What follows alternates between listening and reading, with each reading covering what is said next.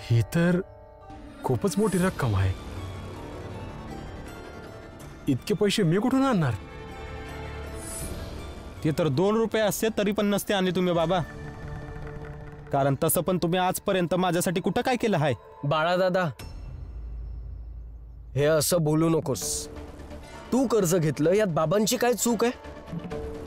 हे सर्व करण्यापासून बाबांनी लहानपणापासून थांबवलंय. तू नाही थांबलास, यात बाबांचा काय दोष आहे? अगदी बरोबर बोललास.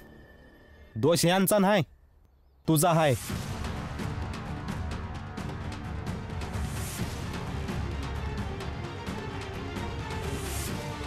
तू जर हे पैजाचं नाटक नसतं केलंस ना, तर मी इथं असा विनाकामाचा निकामी पडून नसतो राहिलो. म्हणून तू तर काय बोलूच नकोस. जर मी बाहेर असतो तर काय ना काही काम करून ही उधारी सुद्धा दिली असती.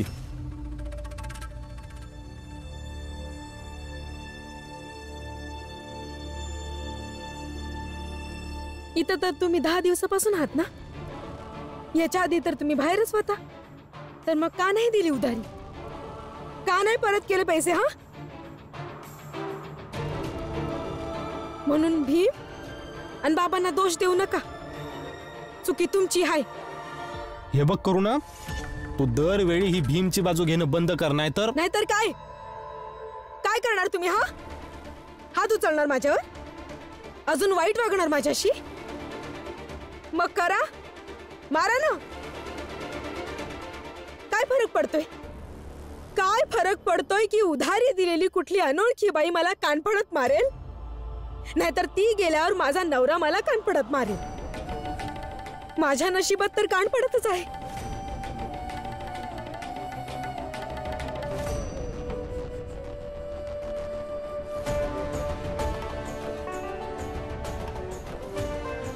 हा बाळा दादा,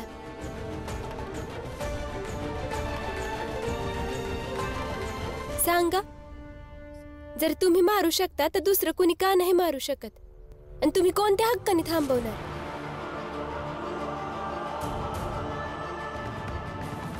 याचं उत्तर लय गरजेचं आहे बाळा दादा. कदाचित उधारी परत करण्यापेक्षा बी जास्त.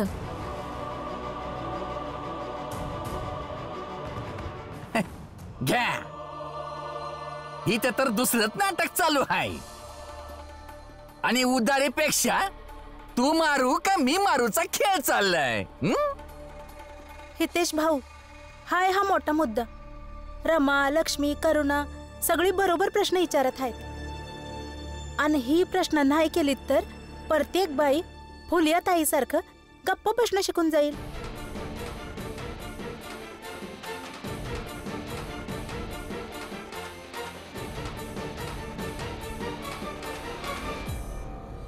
आता जे होईल ते होईल. जास्तीत जास्त काय होईल? उधारीच्या बदल्यात ते लोक माझा जीवच घेतील ना, तर देईन जीव.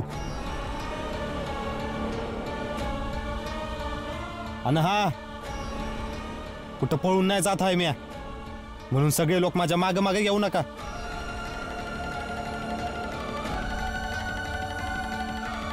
डोकं काम नाही करत आहे माझं. येतो मी.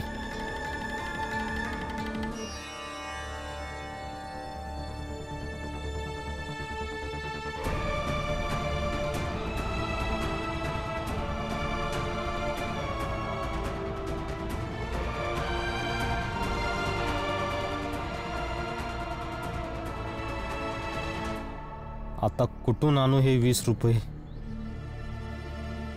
पवार साहेबांकडे मागितलं तर नाही. आता तर ते पण नाही देणार. त्यांनी तर मागच्या वेळेसच सांगितलं होतं की पुन्हा कधी पैसे मागू नकोस म्हणून. काय विकण्यासाठी पण नाही राहिलंय. करुणाकडचं 1-2 दागिने होते ते बी विकून टाकलेत. समजत नाही हाय की काय करू.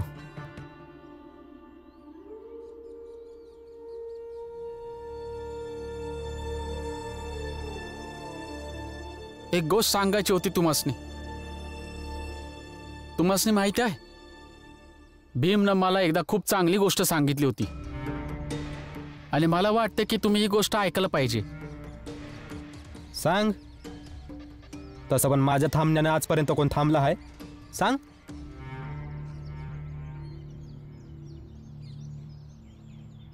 बाळादादा, भीमनं एकदा मला सांगितलं होतं की आपल्या घरातलं कोणतं सामान आले बाहेरचे तोवर कचरा म्हणत नाही, जोवर आपण स्वतः त्याला घराच्या बाहेर काढून त्याला कचरा बनवत नाही. म्हणजे हे बाळादादा, जेव्हा आपण महत्व देणार तेव्हा जग बी देणार. नाही तर जगाला काय पडले? तुमची कुठली वस्तू किंवा तुमच्याशी जोडलेल्या कोणत्या वस्तूला महत्व देण्याची, जिला बाळादा तुम्ही स्वतः देत नाही. वहिनीला त्यांचंच महत्व असलेल्यांची जाणीव करून द्या, तेव्हा बघा त्यांचा आत्मविश्वास वाढल. आणि अशामध्ये कोणी बी त्यांना असं कानफड मारण्याची धमकी दिली बी तर त्यासने सावता उत्तर देऊ शकतात. आनंद, तुम्हा सर्वांना असं का वाटतं की मी करुणावर प्रेम नाही करत आणि तिला महत्व नाही देत? मी समजावतो. नाही बाळादादा, समजावू नका, तर शांत होऊन विचार करा आणि समजून घ्या की ह्यापुढं तुम्हाला वहिनीसोबत असलेल्या नात्याला कसं पुढं न्यायचं ते. तुम्हासनी माहिती आहे बाळादादा, तुम्ही लय नशीबवान आहात की तुम्हाला येळेने एक मौका दिलाय. आणि मला असं वाटतंय की तुम्हाला याविषयी खूप विचार करा आणि समजायला पाहिजे. आणि मला आशा भी आहे बाळादादा की तुम्ही माझ्या बोलण्याला चांगलं समजून घ्याल.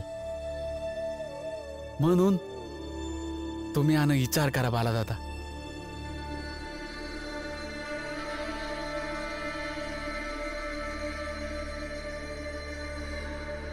जेव्हा आपल्याला माहित आहे की वाटेल तसं जोडले तरी 20 रुपये बी जोडू नाही शकत आपण, तर आपण आपला वेळ कशाला वाया घालवतोय? जिजाबाई, कुटुंब आणि कुटुंबाचं सदस्य होणं यालाच म्हणतात.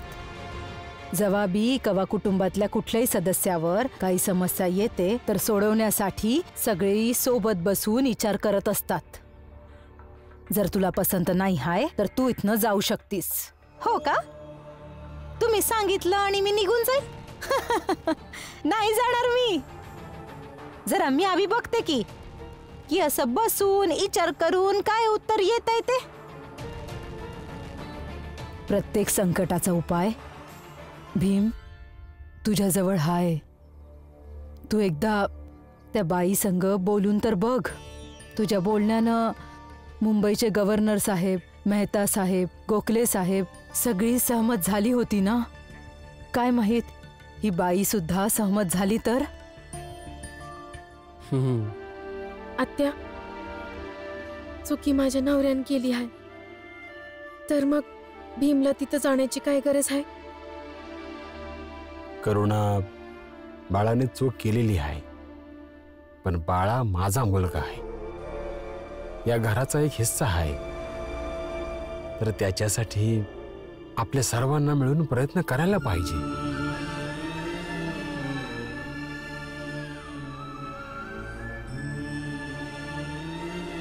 हे बघ पोरा, मीरा बरोबर बोलते आहे. तू जाऊन एकदा बोलून तर बघ. त्यांना सांग की आम्ही सगळे मिळून तुमची उधारी परत करू की. आज रात्रीपर्यंत जर तू माझे पैसे परत नाही केलेस तर मी उद्या काय करते ना ते बघ. याच्या जाण्याने काय होणार? बघितलं नाही ती बाई कसलं बोलत होती ते? ती कोणाचं बी ऐकणार नाहीये. अरे पैसे घेऊन परत नाही देणार तर ती बोलणार नाही का?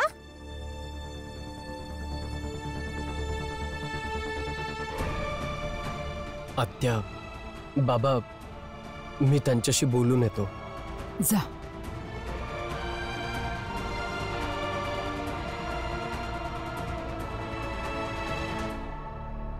मालक, त्यो आनंद तिथे आलाय बाळाला समजावायसाठी. म्हणत आहे की तू सन्मान दिला तर समजा जग सन्मान देईल. मी समजा ऐकलं पण काहीच बोललो नाही. मी विचार केला की मी हे समजा जाऊन आम्ही तुमच्यासारख्या मालक लोकांना सांगावं. प्रचंड देवजी, काय वाटतंय? आनंदच्या बोलण्याचा प्रभाव बाळावर तर नाही होणार ना कुठे?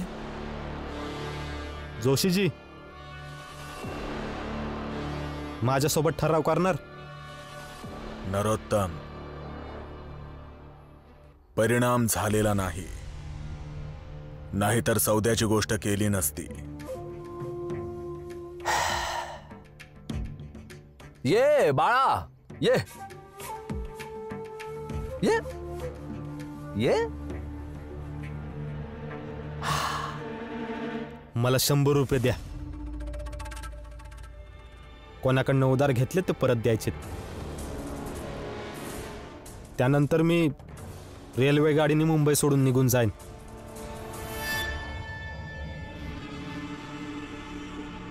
मग माझी बायको करुणा भीमवर एक ओझं बनून राहील. आणि भीमच्या जीवनात कोणत्याही प्रकारचं वजं वाढणं तुम्हा लोकांसाठी तर आनंदाचीच गोष्ट असेल ना? बोला, मंजूर आहे सौदा? मंजूर आहे, आम्हाला ठराव मंजूर आहे. द्या मग 100 रुपये.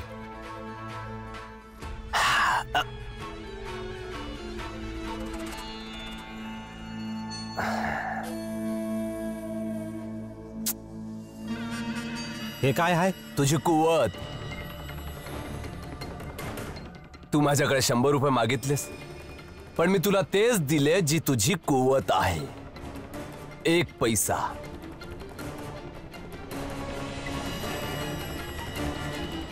ठीक आहे, मग कमीत कमी 20 रुपये देऊन टाका. 20 रुपये नाही बाला, नाही, आम्ही तेही देऊ शकत नाही. मूर्ख. कमीत कमी उधार समजून तर देऊन टाका. काय उधार? आणि तुला प्रचंड देवजी, हा खालच्या जातीचा मला उधार मागतोय. मूर्ख. एक ज्ञानपूर्वक गोष्ट ऐक. उधार त्यांनाच दिलं जातं ज्यांच्यावर विश्वास असावा की ते परत देतील.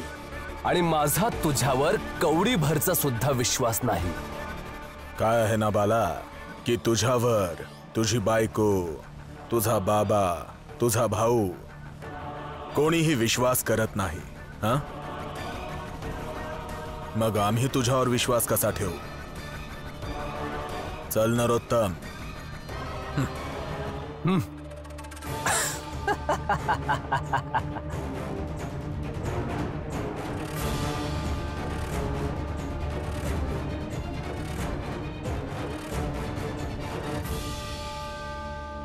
हे बघ बाळा, हे समजा तुझा भाऊ भीमचं कारस्थान आहे. इतकं इश पेरलं या मालक लोकांच्या डोसक्यामध्ये की आता ते प्रत्येक गोष्टीचा सूड आपल्याकडनंच घेतात.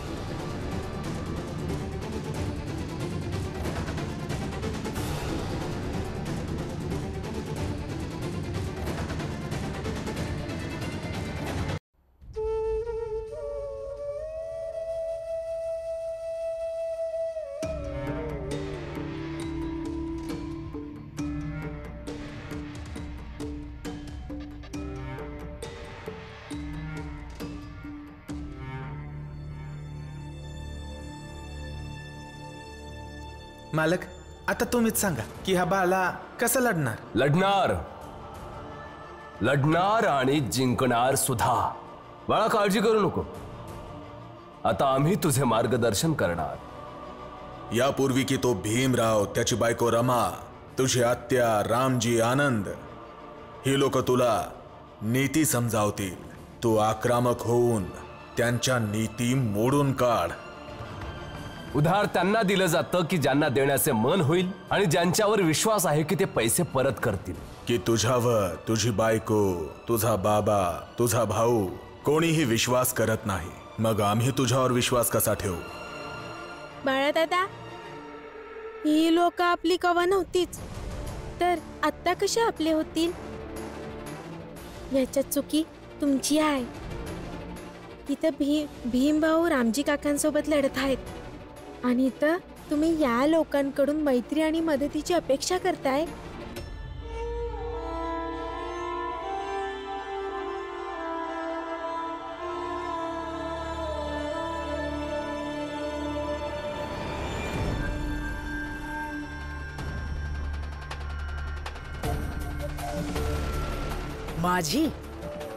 माझी उधारी तू वेळेवर नाही देणार तर भोग. जाऊ दे ना, मला लय हात दुखतायत, आता नाही सहन होत. गप्प बस, नाही तर दिवसभर असे उभे करीन. ए, लक्ष दे याच्यावर. जरा पण हात खाली आला ना तर एक काठी उचलून मार. जाऊ दे ना मला, तुमचा पैसा मी देऊन टाकीन.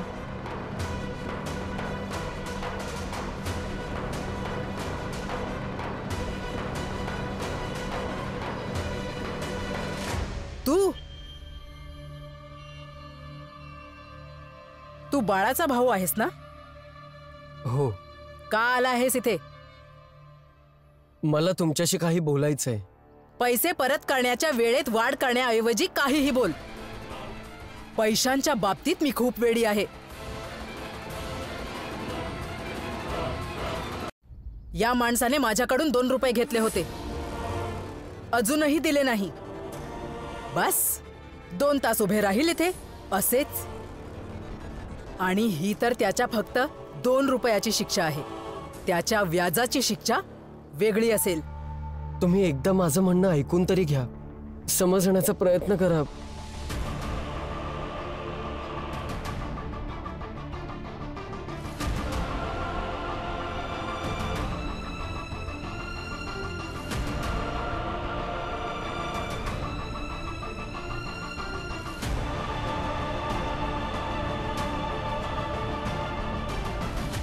खूप उपकार होतील अहो तुमचे.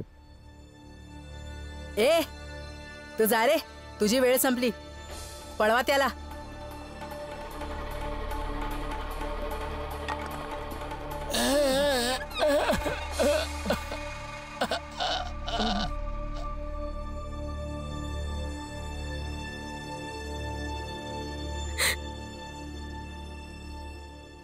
रमा, मला लई भीती वाटते. माहित नाही ती बाई मानणार की नाही मानणार. आणि जर ती नाही मानली तर एवढी मोठी उधारी ते कसं परत देणार. माहित नाही काय होणार. ताई, तुम्ही काळजी नका करू. ते गेलेत ना, ते काही ना काही बोलून नक्की मार्ग काढतील. हो, तुझा नवरा तर मुंबईचा राजा आहे. ज्याला ज्याला जे सांगणार ती सगळी लोक ते मानणार है ना. या घरात तर सगळ्यांना भ्रम झालाय की सगळ्या संकटाचा रस्ता भीम हाय. जेव्हा की खरी गोष्ट ही हाय, या घरचं संकटच भीम हाय.